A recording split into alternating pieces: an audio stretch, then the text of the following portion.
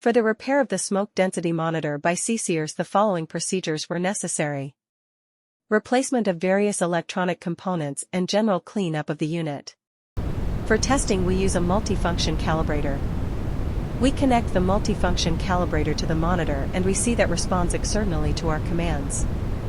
No further testing is possible due to the absence of additional units.